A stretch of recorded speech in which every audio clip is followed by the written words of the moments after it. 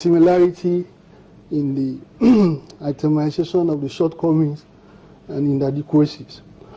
But it was written or submitted in September last year. That was before the president took off on his leave.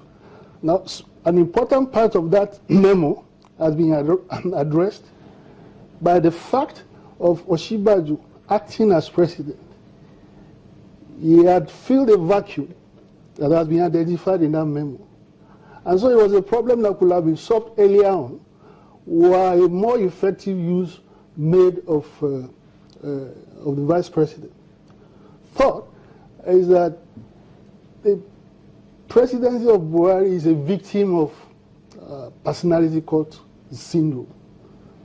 These are the indications of the personality. That's the major weakness of the presidency, and it is going to go on. It's a president that creates crisis for itself. Mr. Okintokoun, I mean, you've worked in the presidency before, and how easy as a group of people, because Malam El-Rufai talked about two personalities, the SGF and the Chief of Staff. How easy is it for these two personalities or these two offices to hijack government from the president? Well, the short answer to that is that if the president doesn't want to be hijacked, nobody will hijack him. That is the short answer. He's not a robot. He's not only contested. Does General President Buhari strike you as somebody who can be hijacked by anybody? But if a Senate president made a similar statement, and someone who is close to President Buhari, such as Malam El-Rufai, is not the proper word. It's a personality cult syndrome. Buhari may be good at handling the politics of his government, security, and so on. But hands-on, in terms of governance, he has never struck me as somebody who can do that.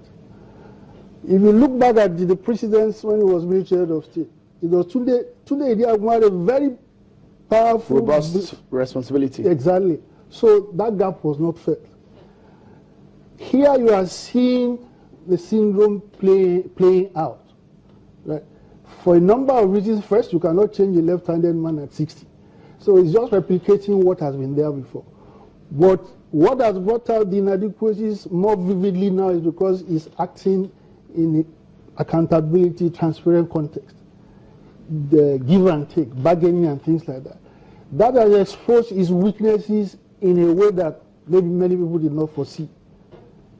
So it's all these things that we put together, but as I said, a problem has been solved by an accident.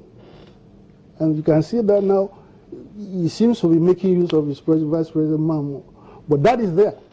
A part of that problem now is going to be bridged going forward if he continues making use of his vice president. Let's bring Kayode Ogunamisi into this conversation. Kayode, what strikes you in all of this? For example, if this kind of statement had come from a Senate president, a lot of people would say, okay, maybe because of the issue of the election, and now coming from someone who a lot of people perceive as one of the closest person to the president. And this memo, I didn't take it seriously at first because I thought, it's just rumor and perhaps not confirmed. But now it's confirmed from two parties. The presidency, Malam El-Rufai himself, had confirmed that he did wrote this this memo. What strike you the most in all of this?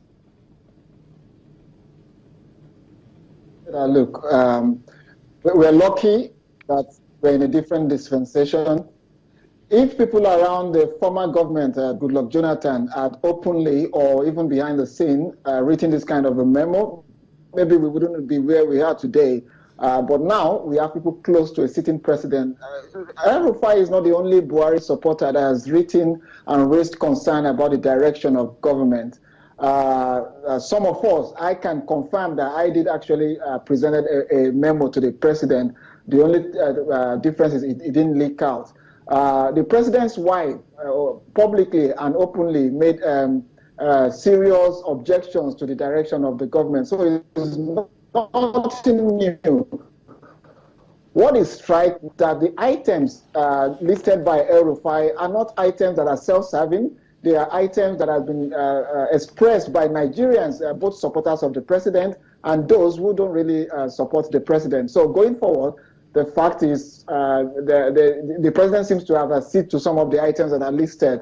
Let us take a look at the economy, the forex exchange, giving more power to the vice president and the economic team to bring a much more liberal approach to foreign exchange policy. And we are seeing the results now. Things are getting better in that area. Naira is picking up. But I don't think this presidency is a disaster. And I think the more friends of this government that are writing to them both openly and privately to tell them what is going wrong with the government, the better for our country. The government can do more with objective friends than praise singers, unlike those governments that have been in those who have been in power in the past.